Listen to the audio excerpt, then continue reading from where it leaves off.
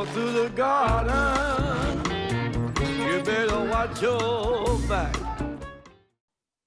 Let's see an application of the material about automorphisms that we've discussed so far to a classification problem about groups of a given order. So let's suppose that P is less than Q and are two primes where P does not divide Q minus 1. Any group G of order P times Q must be abelian. All right, so how are we going to prove this? We're going to suppose that G is not abelian, and we're going to find a contradiction. So we showed earlier when we were classifying groups of order 6 that in this case, the center of G has to be trivial if G is not abelian and the order is a product of these two primes. Because how did the argument go? If the center were non-trivial, well, if it's the whole group, if it's order PQ, then G is abelian. And if it's either order P or order Q, either way, G mod the center is cyclic, which means that G is abelian. So the center has to be trivial. So the next thing I want to do is show that there exists an element in G of order Q. We have not proven Cauchy's theorem yet. If you just believe Cauchy's theorem, then you can skip a whole big part of this. But let's see how to prove that without Cauchy's theorem.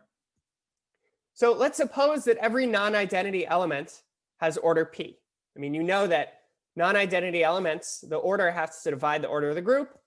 If the order of a non-identity element is PQ, then G is cyclic, and then G is definitely abelian. So non-identity elements can only have order P or order Q. We want to find one element of order Q. So let's suppose that every non-identity element has order P. Let's pick one, let's say X with order P. And now let's try to figure out something about the size of the conjugacy class containing X. Well, the stabilizer of X under conjugation is its centralizer. And what does the centralizer of X look like? Well, the cyclic subgroup generated by X is contained in the centralizer of X, the centralizer of the cyclic subgroup generated by X. So if the centralizer is the whole group, that means that X is in the center. But we know the center is trivial. So the centralizer can't be the whole group. But that means we have a subgroup of order P inside the centralizer. So P divides the order of the centralizer. And the order of the centralizer divides P times Q.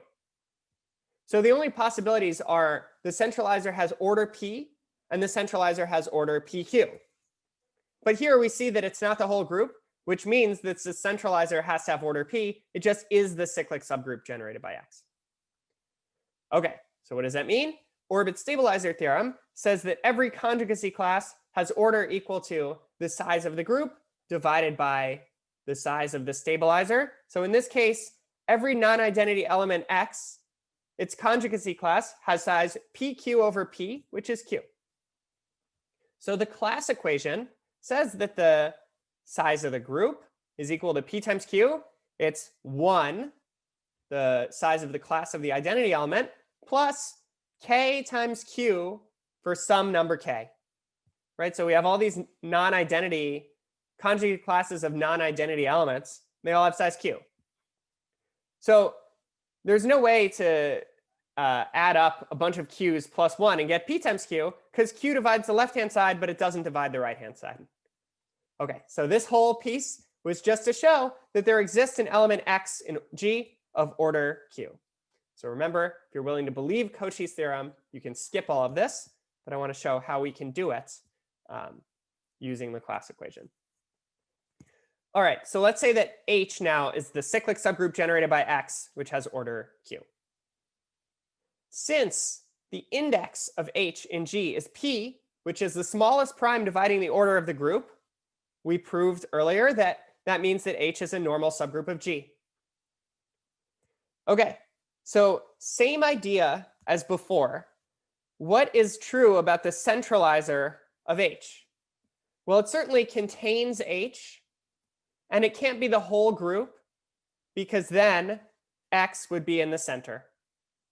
So that means that the centralizer is equal to H. So G mod H is the normalizer of H mod the centralizer of H. But we saw that the normalizer of H mod the centralizer of H is isomorphic to a subgroup of aught H. So this is a group of order P that is isomorphic to a subgroup of aught H. But what is true about the size of aught H? It's the size of the automorphism group of a cyclic group of order Q, which is the Euler phi function of Q. It's Q minus 1. So what does this say? We have a subgroup of order P inside a group of order Q minus 1. But Lagrange's theorem then says that P divides Q minus 1. And I just wrote a no in the corner. That contradicts our assumption that P does not divide Q minus 1. So, OK, what happened in this argument is we first said, OK, let's show that this group is abelian by supposing it's not abelian and arguing by contradiction. We know that the center is trivial. We need to do something to get a subgroup, an element of order Q. So that was this class equation piece here, or Cauchy's theorem. And now we know that the subgroup generated by that element of order Q is normal because of this result from before. That tells us a lot about the normalizer mod the centralizer, which is a subgroup of aught H. But we know the size of the subgroup of aught H. We know the size of aught H. So this leads to our contradiction. So I'll pause and erase, and then we'll talk about some other consequences of these kinds of ideas. I want to give another interesting example where we can actually compute an automorphism group. This group G, which is isomorphic to Z mod PZ to the n for some n, is called an elementary abelian P group. So it's a P group. It's a finite abelian group where every element has P power order. Every non-identity element has order exactly P. For any x in this group, you take x plus x plus x P times, and you get the identity. So the proposition is that the automorphism group of Z mod PZ to the n is isomorphic to GLN Z mod PZ. So this argument uses more like linear algebra over Z mod PZ than we have before. We'll say much more about this later in the course when we talk about linear algebra, but I want to give you this statement now because I feel like we have all the tools to understand it. So let's write down E1 to be 1, 0, 0, 0, E2, 0, 1, 0, 0, 0, and so on up to En. So these look just like the standard basis vectors in Rn, but we're going to think of them as elements of Z mod PZ to the n. So Z mod PZ cross Z mod PZ cross Z mod PZ n times. So it's sort of clear what kinds of subgroups these EIs generate. And it's also clear that any element of G can be written as a linear combination of these. So this is a generating set for our group. And any homomorphism from Z mod PZ to the n to itself is determined by where it sends these n group elements. So let's take these group elements, which is phi of E1 up to phi of E2, phi of En, and just write them as column vectors, and now put them into a matrix. So we get an n by n matrix that has entries in Z mod PZ. So what's true about phi evaluated at some linear combination of these E1 up through En? Because phi is a homomorphism, we just get C1 phi of E1 plus plus plus Cn phi of En. And that is this matrix A times this column vector C1 down to Cn. So when does this homomorphism phi actually give an isomorphism? Well, sorry, when does this homomorphism give an automorphism? That's when it gives an isomorphism. It's already a homomorphism, so that's just exactly when this gives a bijection. So that's when multiplication by A gives a bijection. And if you think about what it means for multiplication by A to be injective and surjective, injective means that these columns of A are all linearly independent. Surjective means that this matrix has an inverse, because then you could solve for whatever vector you wanted to write as A times something by letting that something be A inverse times the vector you're aiming at. So what this is saying is just like what is true over Rn, that multiplication by A gives a bijection exactly when the rank of this matrix is n, exactly when this matrix is in GLN Z mod PZ, when it's invertible. So the idea is that we have this special generating set. A homomorphism is determined by where it sends a generating set. You can write where your homomorphism sends your generating set in terms of a matrix. And now whether or not your homomorphism is an automorphism just depends on the rank of that matrix. So I'll pause and erase and then tell you some important facts about GLN Z mod PZ, and then we'll give another application to classifying groups of a given order. I want to state an important fact about this group, GLN Z mod PZ, that we just saw is the automorphism group of an elementary abelian P group. So the order of this group is the product p to the n minus 1 times p to the n minus p times p to the n minus p squared times p to the n minus p to the n minus 1. The group SLN Z mod PZ has order equal to this order of GLN divided by p minus 1. So let me prove the second part first. For the second part, we just need to note that there's this homomorphism from GLN Z mod PZ to Z mod PZ star that comes from taking the determinant. This is a homomorphism. It's definitely surjective. And now you just apply the first isomorphism theorem, and you're done. So the second statement comes directly from this homomorphism determinant. So for the first part, what does it mean for a matrix to be in GLN? Well, if you take your matrix A and you think of the column vectors v1 through vn, this matrix is in GLN Z mod PZ if and only if these n vectors are linearly independent. And it's enough to show that v1 is non-zero, v2 is not in the span of v1, v3 is not in the span of the first two, and so on. Vn is not in the span of the first n minus 1. So now let's count. v1 can be any one of p to the n minus 1 non-zero vectors. v2 can be any one of p to the n minus p vectors that are not in the span of v1.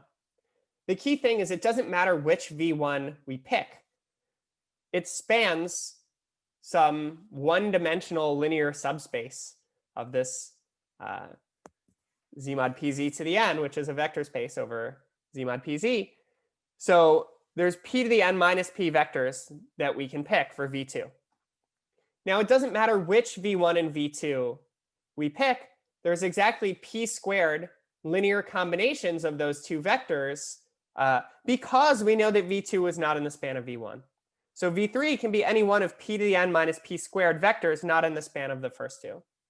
And now you just repeat, and you have p to the n minus p cubed choices for the next vector, and the next, and the next, and the next, and so on. And this gives you this count as a product. OK, so if all this stuff about GLN, Z mod PZ isn't so comfortable for you yet because you haven't thought about linear algebra over anything except R, don't worry too much. We'll come back and we'll say much more about this later in the course.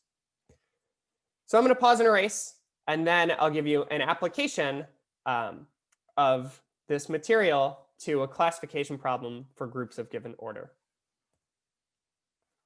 We'll finish this lecture with an example of the kind of thing that we can prove given all this material about automorphisms. Suppose G has order 45, and P is a normal subgroup of G of order 9. Then G must be abelian. OK, so what do we know? So the normalizer of P mod the centralizer of P is isomorphic to a subgroup of aught P. But because P is normal, the normalizer is all of G. So G mod the centralizer of P is isomorphic to a subgroup of aught P. The centralizer certainly contains P. So that means that the order of this group is either 1 or 5. All right, so what can we say about aught P?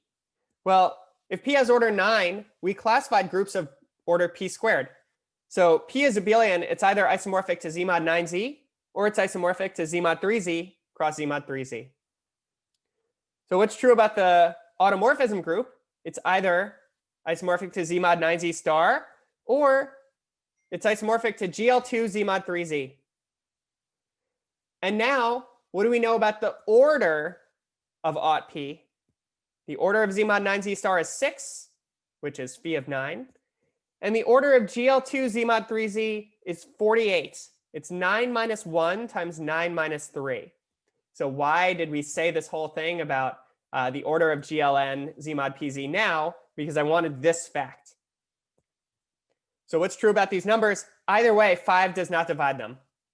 So if G mod the centralizer is isomorphic to a subgroup of the automorphism group of P, and its order is either 1 or 5, then the order has to be 1. So that means that the centralizer of P is equal to the whole group G. So P is a subgroup of the center of G. But then what's true about G mod the center? Now that has order 1 or order 5. And either way, G mod the center is cyclic. If G mod ZG had order 5, it would be cyclic, which would mean G is abelian, but then the center is the whole group G. So in fact, the only possibility is G mod the center has order 1, the whole group is abelian, and that is the end of the proof.